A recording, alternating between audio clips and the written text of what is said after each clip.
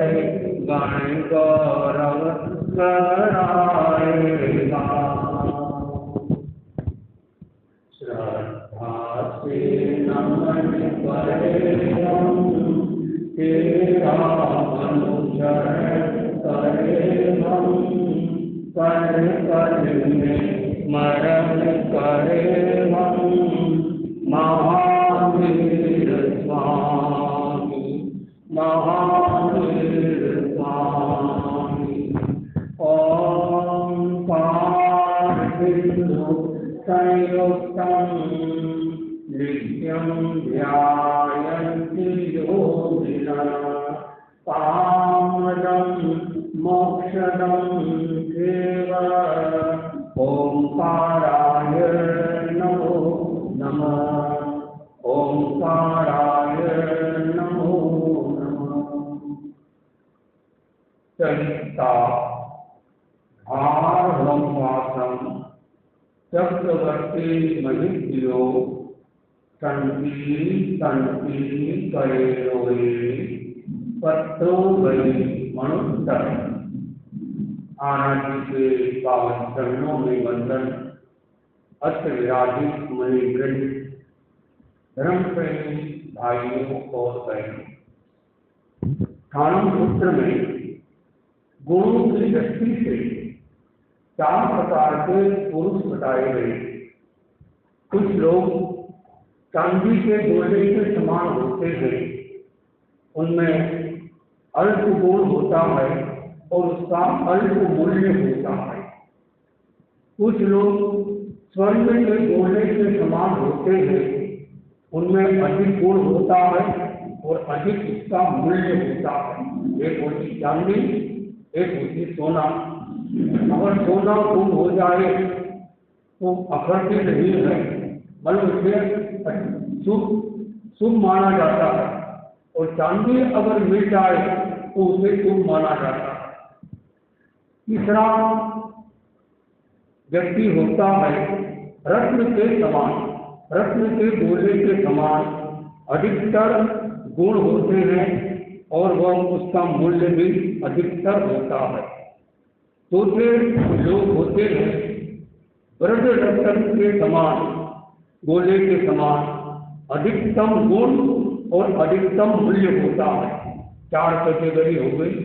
ठाणम सूत्र के 4थे अध्याय में हर चीज को 4 तरह से बताया गया है। आत्मिक गुण के आधार पर 4 तरह के मनुष्य होते हैं।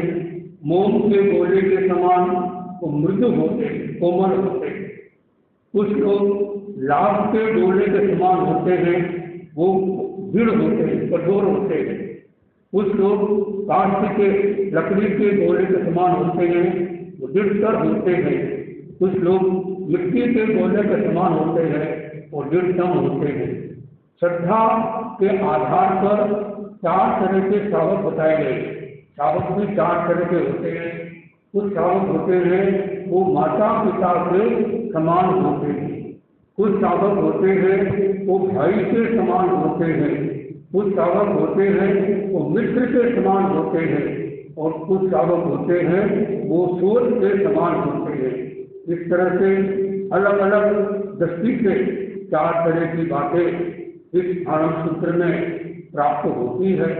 हमें इनमें से जो अच्छाई है उस अच्छाई को प्राप्त करना चाहिए। ज्ञान की भी चर्चा चल रही है। ज्ञान का भी अपना मूल्य होता है। मति ज्ञान, श्रुत ज्ञान, अवधि ज्ञान, मनप्रण ज्ञान और केवल्य ज्ञान। मूल शब्द है केवल्य ज्ञान। अपन चालू भाषा में केवल ज्ञान बोल देते हैं, वो भी गलत नहीं है। मूल शब्द है केवल्य ज्ञान।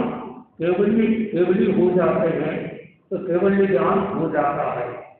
क्या कोई भी व्यक्ति को जो केवल ज्ञान हो जाता है उसको क्या तीर्थंकर बनना जरूरी है, अरिहंत बनना जरूरी है? ऐसा कोई व्यक्ति होगा क्या बताना जिसको केवल ज्ञान नहीं हुआ वो सीधा मोक्ष हो गया? क्या ऐसा हो सकता है? बिना केवल ज्ञान के मोक्ष हो सकता है? कोई हुआ तो बता देना। मर गई माता, महिला ने बताएगी इस बात को, भाई को बताएंगे क्योंकि बात सही नहीं है। बिना केवल ज्ञान के मोक्ष नहीं होता। तो आप बोले केवल ज्ञान कब हुआ? केवल ज्ञान कब होता है? केवल ज्ञान का संबंध गुण स्थान के साथ है। गुण स्थान कहते हैं आत्मा की क्रमिक विशुद्धि को गुण स्थान कहते हैं। आगम शास्त्र में फिर जीव स्थान कहते हैं। अलग अलग गुण स्थान होते हैं। यानी ऐसा समझो कि मोक्ष में जाने की 14 सीढ़ियां हैं। उन 14 सीढ़ी को पार करोगे तभी मोक्ष होगा। बहुत सारे लोग पहले गुणस्थान नहीं लेते हैं। पहले गुणस्थान का नाम है मिथ्या दृष्टि गुणस्थान। मतलब अनंत बहुत सारे जीव उसमें हो सकते हैं जो मिथ्या में अवस्था में जन्म लेते और मिथ्या अवस्था में ही मर जाते। कुछ लोग ऐसे भी हो सकते हैं मिथ्या अवस्था में जन्म लेते हैं, सम्यक्त को प्राप्त करते हैं, वापस सम्यक्त चला जाता है और मिथ्या अवस्था में फिर मर जाते हैं। तो कई तरह के लोग होते हैं। तो उसे बोलते हैं और गुण स्थान नाम को दिया। पहले गुण स्थान में मिथ्यात्व है, ये तो अच्छा थोड़ी है। क्या ये अच्छा है? पहला गुण स्थान जिसका नाम है मिथ्या दृष्टि गुण स्थान, क्या ये अच्छा है? अच्छा है तो गुण स्थान नाम छोड़ दिया और गुण स्थान नाम देना चाहिए था। तो कहाँ गया? गुण स्थान नाम छोड़ दिया गया कि जो मिथ्यात्वी है वो गाय को गाय समझता है, पत्नी को पत्नी समझता है, चीनी को चीनी समझता है। जो जितना देता है वैसा समझता है, उतनी उतनी उसकी वो गुण है। इसलिए मिथ्यात्व होते भी और आचार्य विष्णु एक ऐसे आचार्य है जिन्होंने फरमाया कि मिथ्यात्व की जो करनी है वो भी मोक्ष का आराधक है। जब कितनी बड़ी बात है कि मिथ्यात्वी की कोई करनी है। मिथ्यात्वी क्या निद्रा कर सकता है? क्या सकाम निद्रा कर सकता है? मिथ्यात्वी है, दो तरीके की निद्रा होती है। पहले बताया था एक बार, सकाम निद्रा, अकाम निद्रा। परिभाषा की गई, जो निद्रा सरल भाषा में देखा मैं समझाऊं, जो निद्रा अपने आप होती है उसका नाम अकाम निद्रा। जो निद्रा की जाती है उसका नाम सकाम निद्रा। पहली परिभाषा। दूसरी परिभाषा, जो निद्रा मोक्ष के लिए होती है या मोक्ष के लिए की जाती है उसका नाम सकाम निद्रा। और जो निद्रा बिना मोक्ष के लिए की जाती है वो अकाम निद्रा। तो मेरा प्रश्न ये था, जो मिथ्यात्वी है, पहले गुणस्थान वाला जीव है, तो स्वामी जी ने लिखा कि उसकी करनी भी, उसकी क्रिया भी वो मोक्ष का आधार है। इसका आधार क्या कि अगर वो मिथ्यात्वी ने सकाम निद्रा की, मिथ्यात्व से सकाम निद्रा हो सकती है। कैसे? कोई मिथ्यात्वी है और उपवास कर लिया, किया हुआ नहीं, किया चला भी किया उपवास, तत्वादी कोई जानता नहीं, विद्यार्थी है, लेकिन उसने साधु संतों के प्रयास में आकर उपास पटक लिया। वो उसका उपास सकाम निद्रा है, वो उसका मोक्ष का है। तो जो कोई सम्यक विद्यार्थी हो उसकी जो निद्रा अकाम की हो सकती है, सकाम की हो सकती है।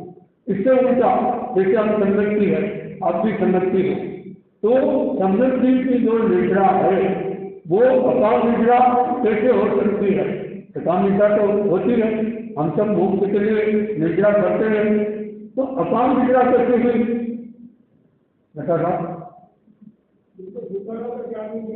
हाँ, एक बात देखिए, मान लो हम गोचरी गए और गोचरी में कुछ मिले ही नहीं।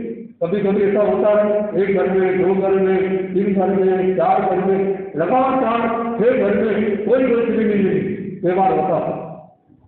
तो वो हमने उसको मजबूरी में क्या किया? उपास कर लिया। तो वो हमारी निद्रा अपान निद्रा कहलाती। सम्यक भी है तो सम्यक भी को भी अपान निद्रा इस अपेक्षा से हो सकती है। आचार्य श्रुति ने जैन सिद्धांत दीपिका में इस बात को विस्तार से बताया।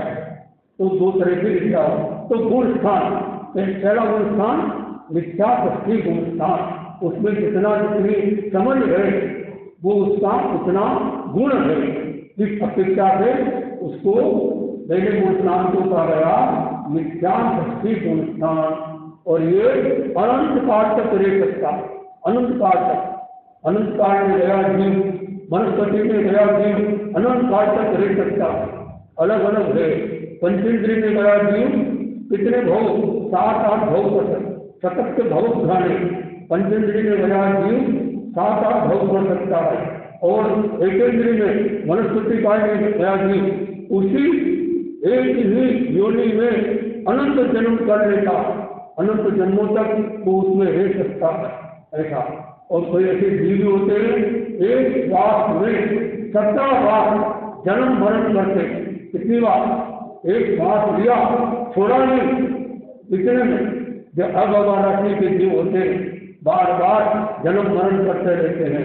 हम आप लोग साधक बने, हम लोग साधु बने, सबसे बड़ा फायदा क्या हुआ? मोक्ष जब होना तो हो जाएगा। मोक्ष अपने हाथ में नहीं। जब जिस तारीख को जैसे मोक्ष होना है, जैसे देवलियों ने देखा है वैसे ही मोक्ष होगा, उससे पहले बात नहीं होगा। तो फिर साधु बनने में क्या फायदा होगा? साधु बनने में क्या फायदा होगा? साधु बनने में मैक्सिमम 15 भव में मोक्ष हो जाएगा और साधु बन गए मैक्सिमम 17 भव में मोक्ष हो जाएगा। ये बड़ा फायदा होगा।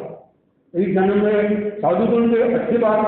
साधु नहीं बन सकते हो तो सच्चे साधक बनो।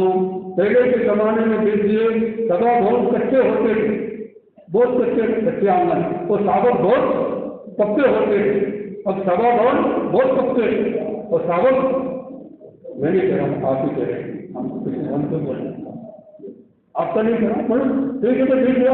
और ठीक है साधक बहुत पक्के होते हैं। ऐसे साधक हुए जो साधु संतों को भी सही बारिश देते हैं। देवरिया जहाँ से हमारे पिताजी रहने वाले हैं, जुआर नंदी बोल दिया तो एक संत आए, उनका चतुर्मा फरमाया था मुकुंदा। वो पुराने समय की दाल बड़ी के समय की बात है। तो उनका देवरिया में पढ़ाए, देवरिया में भक्ति भावना अच्छी लगी, उनका मन वहाँ लग गया।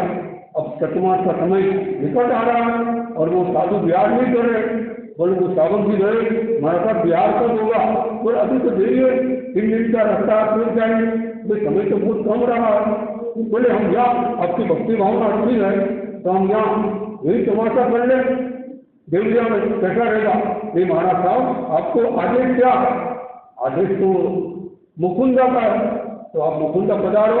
तो थोड़ा वो संत आना पानी करने लगे। तो सावक ने कहा कि महाराज साहब पोती पाना रखो अठे और जाओ मठियों डटे, मतलब इतना अधिकार हो गया। और उनको आचार्य ने सावक को बहुत अच्छा माना गया कि ऐसे सावक हुए कि मौका आने पर उनको भी साधु संतों को तरीके से उनका अपमान भी न हो, तरीके से कहीं की हल्की भी न लगे, दोनों काम हो जाए। ऐसा मौका देकर तो ऐसे सावक भी होते।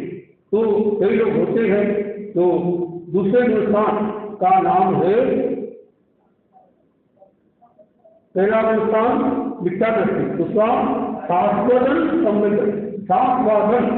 ऐसा जीव पहले हिंदुस्तान से यात्रा करते करते साधु बन गया। साधु बनने के बाद में वीतराग बन गया। वीतराग के भी 2 प्रकार, छद्मस्थ और केवली। छद्मस्थ वीतराग 10 से 11 गुणस्थान में और केवली वीतराग 12-13 गुणस्थान में। तो 11 गुणस्थान में गया जीव। एक ऐसा गुणस्थान है, अगर इस गुणस्थान में कोई जीव मर गया तो मजा, और जी गया तो सजा। उल्टा जीने में मजा नहीं, यहाँ जीएंगे तो सजा मिलेगी। कैसे? अगर उस गुणस्थान में कोई गया जीव गए, अगर आयुष कर्म उसका पूरा नहीं हुआ तो 50 एक मूर्ख के अंदर वापस उसको पहले गुणस्थान में आना पड़ेगा। देख लिया, ऐसे गुणस्थान कर रहे हैं सब भावों का पेड़। गुणस्थान किससे आते हैं? भावों से आते। अब बोले मंगली माता को गुणस्थान आया छठे गुणस्थान में, अब बोले दीक्षा क्यों नहीं ली? अब ये कह सकते हैं कि दीक्षा भी नहीं ली, फिर मोक्ष कैसे हुआ? केवल ज्ञान भी हुआ, दीक्षा भी नहीं गई। कौन सी दीक्षा? भाव दीक्षा ली। क्योंकि जब तक छठा गुणस्थान नहीं आएगा, दीक्षा नहीं आएगी। तो छठा गुणस्थान आ गया, सातवां आ गया, करते करते 13वां गुणस्थान आ गया और क्या बन गए? केवली बन गए। और फिर 14वां गुणस्थान आ गया, अयोधी केवली बन गए। तो 14वां गुणस्थान का अवधि कितनी? 5 अक्षर निकले, बस 5 सेकंड मान लो और मोक्ष हो जाता। मोक्ष कौन से गुणस्थान में होता है? कोई प्रश्न पूछा जाए, मोक्ष जो होता है कौन से गुणस्थान में मोक्ष होता है? केवल में जानता रहना है लगता बोले गुणस्थान में मोक्ष नहीं होता। कौन से गुणस्थान से मोक्ष होता है? अब ये अंतर है मेरा प्रश्न में। एक तो कौन से गुणस्थान में मोक्ष होता है, कौन से गुणस्थान से मोक्ष होता है? तो 14वें गुणस्थान से मोक्ष होता है। प्रथम समझना सिद्ध चार कर्मारा कर्म अपावे चर्चा धारो रे। दयाचार्य ने ढाल की रचना की गई चर्चा धारो रे गुणस्थान के बारे में विस्तार से बता रखा है। अमृतसर भागवत में दिया हुआ है, उसको भी याद करना चाहिए। तो प्रथम समझना सिद्ध ये 13 काम एक साथ हो जाते 14 गुणस्थान में। इधर से 14 गुणस्थान पूरा हुआ, उधर से 4 कर्म खत्म हुए और वो सिद्ध बन गई। फटाफट 5 सेकंड का काम हो जाता लगभग। तो इस तरह से ये दूसरा गुणस्थान होता है। तो वो भी जो 11वें गुणस्थान में गया 10 में गुणस्थाना सुमुनिवर परिरामुनि होकर थाप हो कल्याण तो आजा में करो गुणस्थानो रामुनि रेत सिखानो। बहुत अच्छा गीत है, आज सुनते का 10 गुणस्थान से